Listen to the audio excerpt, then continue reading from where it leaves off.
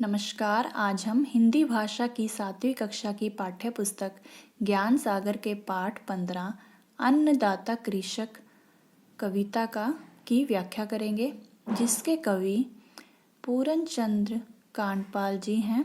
तो आइए इस कविता की व्याख्या शुरू करते हैं। पौ फटते ही ज्यों मचाए विहग डाल पर शोर, शीतल मंद बयार जगाती चल उठ हो गई भोर।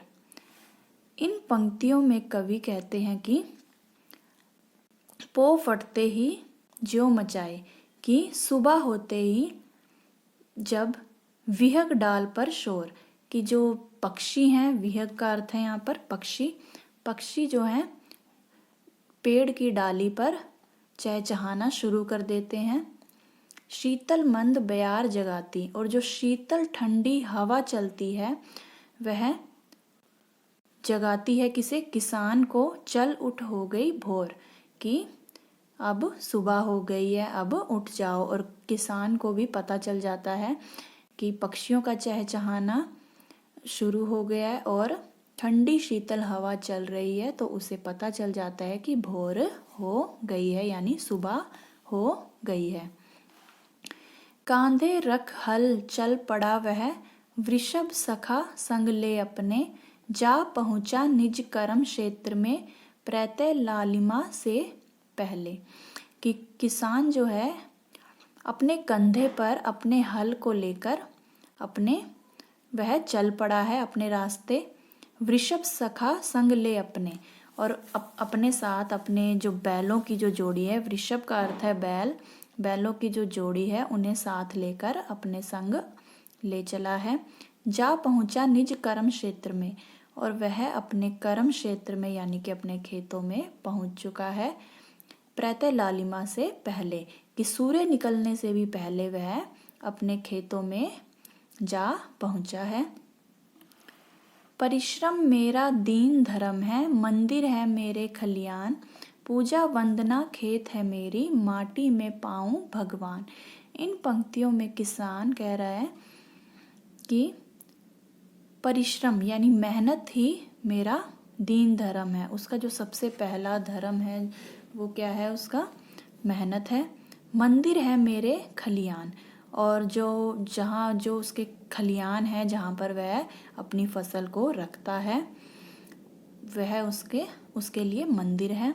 पूजा वंदना खेत है मेरी, और उसके जो खेत हैं वही उसकी पूजा वंदना है। उसके खेतों में जो वो सुबह सुबह आकर बीज बोता है, जो भी खेतों में अपने फसलों को पानी देता है, वही उसकी जो क्या है? पूजा वंदना है। माटी में पाऊं भगवान, और उसके खेतों की जो मिट्टी है उसी में उसे भगवान के दर्शन हो जाते हैं, वह उसे भगवान का रूप लगती है। कर्म भूमि के यज्ञ में संग है, सूतबित बनीता और परिवार, अन्न की बाली का दर्शन कर, पा जाता मैं स्वर्ग का द्वार। इन पंक्तियों में कवि कहता है कि कर्म भूमि के यज्ञ में संग है, कि मेरे जो खेतों में जो भी मैं मेहनत करता हूँ उसमें मेरा जो पूरा परिवार है, जैसे कि उसका पुत्र, उसकी पत्नी, उसका पुत्र पुत्री, उसकी पत्नी और उसका जो बाकी का परिवार और जो भी उसके पास धन है, वह जो है उसका पूरा साथ देते हैं। अन्न की बाली का दर्शन कर, और जब फसल पक जाती है, जब अन्न उग जाता है उसमें, तो उसके दर्शन करके उस अन्न को पाकर उसे ऐसा लगता है उसे कि जैसे कि वह स्वर्ग में पहुंच गया हो। मानवता का तू है मसीहा, सबकी भूख मिटाता है, अवतारी तू इस मही पर, परमेश्वर अन्नदाता है।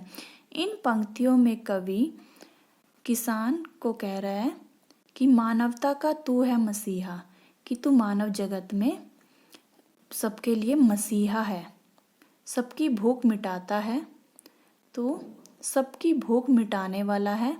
अन्न उपजाकर तू सबकी भूख मिटाता है। अवतारी तू इस मही पर, इस पृथ्वी पर तू एक अवतार के समान है। परमेश्वर अन्नदाता है और तू ही हमारा भगवान, हमारा परमेश्वर और हमें अन्न प्रदान करने वाला है।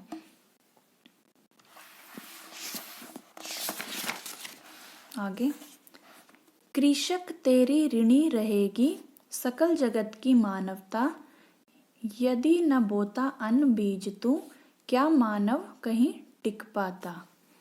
इन पंक्तियों में कवि किसान को कह रहे हैं कि हे किसान, हे कृषक, ये पूरा जो मानव जगत है वो तुम्हारा ऋणी रहेगा, कर्जदार रहेगा। यदि न बोता अन्न बीज तू, अगर तुम अपने खेतों में बीज न बोते, अन्न ना बोते हम, तो इस मानव जगत का, मानव का क्या होता। अर्थात कि अगर तुम अपने खेतों में इतनी मेहनत करके हमारे लिए अन्न ना उपजाते, मानव जाति के लिए फसल ना बोते, अन्न ना उपजता उसमें, तो ये मानव जाति का क्या होता। जीवन अपना मिटा के देता है तू जीवन औरों को, कि तुम अपना जीवन मिटाकर, अपने सुख दुख सब को भुलाकर, जो ना तुम में गर्मी, ना सर्दी, ना ठंड, ना बारिश, ना हवा, किसी की भी चिंता ना करते हुए तुम हमारे लिए, दूसरों के लिए अपना जीवन जो है न्यौछावर कर देते हो। सूर संत सन्यासी गुरु सम है आराध्य तू इस जग को, कि इस संसार में जिस प्रकार देवताओं, संतों, सन्यासी और गुरुओं का सम्मान दिया जाता है, उन्हीं के समान तुम भी आराध्य के यानी कि पूजा के योग्य हो। कि जिस प्रकार देवताओं को, संत, सन्यासी और गुरु, उन्हें पूजा जाता है, उन्हें उनकी आराधना की जाती है, तुम भी उन्हीं के समान हो और तुम भी पूजा के योग्य हो, आराधना के योग्य हो, क्योंकि तुम अपना जीवन मिटाकर दूसरों को जीवन प्रदान करते हो। धन्य है तेरे पंच तत्व को, जिससे रचा है तन तेरा, नर रूप नारायण है तू, तुझे नमन शत शत मेरा। इन पंक्तियों में कवि किसान को कह रहे हैं कि धन्य है तेरे पंच तत्व, कि उसकी यानी कि उसका जीवन जो है धन्य है, क्योंकि उसका जो जीवन है वो पंच तत्वों से ही मिलकर बना है। जो पंच तत्व हैं, धरती, आकाश, अग्नि, जल और वायु, इन पंच तत्वों से मानव का शरीर बना होता है।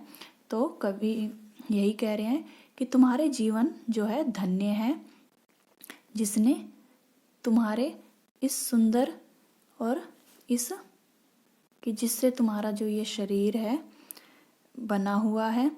नर रूप नारायण है तू, और तुम नर के रूप में यानी कि मानव के रूप में तुम नारायण हो, विष्णु का अवतार हो। तुझे नमन शत शत मेरा, और मैं तुम्हें सैकड़ों बार शत शत प्रणाम करता हूँ। अर्थात कि जिन पंच तत्वों से तुम्हारे शरीर की रचना हुई है, तुम्हारे वो जीवन जो है वो धन्य है, और मानव के रूप में तुम नारायण हो, और मैं तुम्हें बारंबार सैकड़ों बार नमन, हाथ जोड़कर नमन करता हूँ, नमस्कार करता हूँ, और तुम्हें धन्यवाद देता हूँ कि तुम हमारे लिए, मानव जगत के लिए अन्न उपजाकर उनकी भूख मिटाते हो। तो इस कविता से हमें यही शिक्षा मिलती है कि हमें किसानों को सम्मान देना चाहिए, उनका आदर करना चाहिए, क्योंकि वे अपने जीवन को मिटाकर अपनी चिंता न करते हुए औरों को जीवन प्रदान करते हैं, औरों की भूख मिटाते हैं। और हमें कभी भी अन्न का निरादर नहीं करना चाहिए और ना ही अन्न को व्यर्थ गंवाना चाहिए। आशा करती हूँ आपको यह कविता अच्छे से समझ में आ गई होगी। तो मिलते हैं अगली वीडियो में, तब तक के लिए नमस्कार।